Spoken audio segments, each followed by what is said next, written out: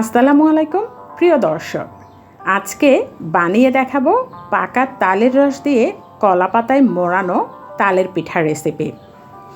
গ্রাম বাংলার ঐতিহ্যবাহী নানান পিঠার মধ্যে এই কলা পাতায় মোড়ানো তালের পিঠা রেসিপি বেশ জনপ্রিয়। তালের রসে রয়েছে খনিজ উপাদান এবং ভিটামিনে ভরপুর, যা আমাদের শরীরের নানান চাহিদা পূরণ করে থাকে। শুরুতেই একটি পাকা তাল নিয়ে নিচ্ছি। তালের খোসা ছাড়িয়ে তালের কোয়াগুলোকে আলাদা করে নিয়েছি। আর একটি বোলে কিছুটা পানি দিয়ে তালটাকে এখন ভালো করে কষলিয়ে তার থেকে রস বের করে নেব।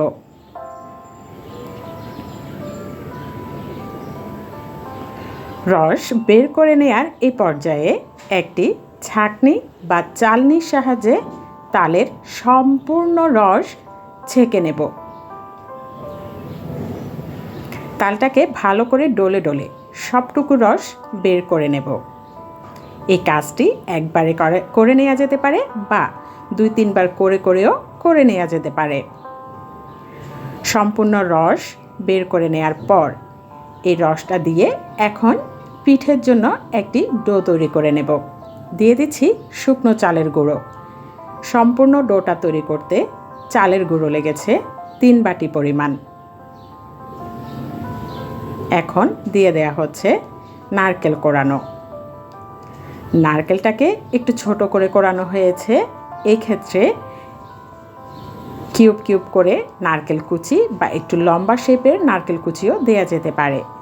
এখন টেস্ট অনুযায়ী লবণ এবং যে যেমন মিষ্টি পছন্দ করে সে অনুযায়ী চিনি দিয়ে দিচ্ছি। 2 চামচ পরিমাণ বেকিং সোডা, এই ক্ষেত্রে ইস্টও ব্যবহার করা যেতে পারে।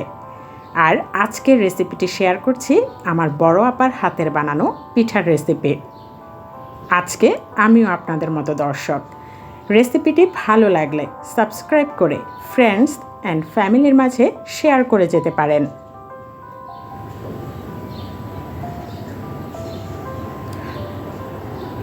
ডোটি কিছুটা সময় নিয়ে ভালো করে মধ্যে তৈরি করে নিতে হবে। যতটা ভালো করে মথা হবে পিঠাটা কিন্তু ততটা তুলতুলে হবে।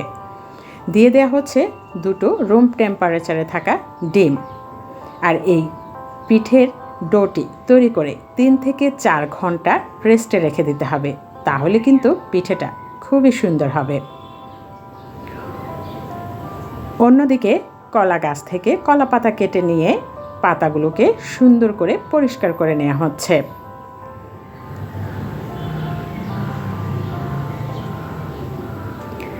আর এই পর্যায়ে বড় আপাকে সহযোগিতা করছে আমার ছোট আপা। যে ডোটা রেস্টে রাখা হয়েছিল সেই ডোটা থেকে চামচের সাহায্যে কলা পাতায় একটু লম্বা শেপে পিঠার আকৃতি করে দিয়ে কলা মুড়িয়ে দেয়া হচ্ছে। এইভাবেই একে একে সবগুলো পিঠে ডো দিয়ে তৈরি করে নেওয়া হচ্ছে।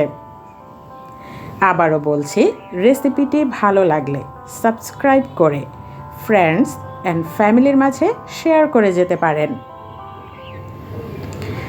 আজকের রেসিপিটি বানিয়ে দেখানো হবে মাটির চুলায়। আমরা প্রত্যেকে জানি মাটির চুলায় যে কোনো রান্নার স্বাদকে আরও কয়েক গুণ বাড়িয়ে দেওয়া হয়। আর সেটি যদি হয় প্রিয়জনদের হাতে বানানো, তাহলে তার টেস্ট মাটির চুলার রান্নার সাথে আরও বেশি বৃদ্ধি পায়। এইভাবে একে একে সবগুলো পিঠে তৈরি করে নেওয়া হচ্ছে। আর পিঠের শেপটা কিভাবে দেওয়া হচ্ছে একটু মনোযোগ দিয়ে দেখে নিন। একটু লম্বা আকৃতিতে পিঠের শেপগুলো দেওয়া হচ্ছে। এইভাবে সবগুলো পিঠে তৈরি করে নেওয়া হলো। অন্যদিকে মাটির চুলায় লাকড়ি দিয়ে আগুন ধরিয়ে দেওয়া হয়েছে।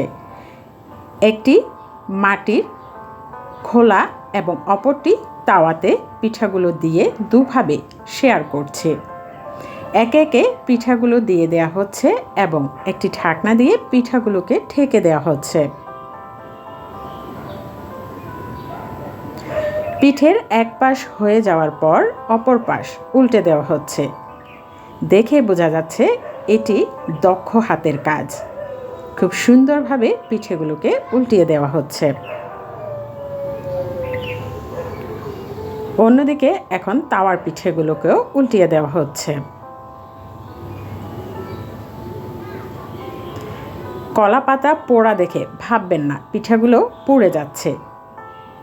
খুবই সুন্দর, একটু পরেই দেখতে পাবেন পিঠেগুলো হয়ে গেছে। একে একে সবগুলো পিঠে তুলে নেওয়া হচ্ছে। পিঠাগুলোকে চেক করে নেওয়া হচ্ছে ঠিকঠাক হয়েছে কিনা। সবগুলো পিঠে নামানোর পর আরও কিছু পিঠে দিয়ে দেওয়া হচ্ছে।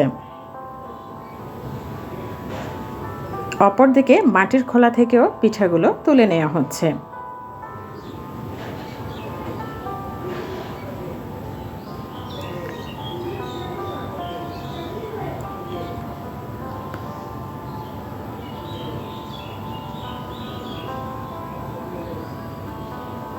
সুন্দর পিঠেগুলো কিন্তু তৈরি হয়ে গেল। দারুণ সুস্বাদু পিঠা রেসিপি, নিশ্চয়ই আপনাদের ভীষণ ভালো লেগেছে। একটি পিঠা মাঝখান থেকে ছিঁড়ে দেখানো হচ্ছে কীরকম হয়েছে। একেবারে সফট এবং অসাধারণ স্বাদের এই পিঠা রেসিপি নিশ্চয়ই সকলের ভালো লেগেছে। গ্রামে এসে এ ধরনের পিঠা খাবেন না, এতটা সুন্দর সুস্বাদু তা কি হয়? আশা করছি সকলের ভালো লেগেছে।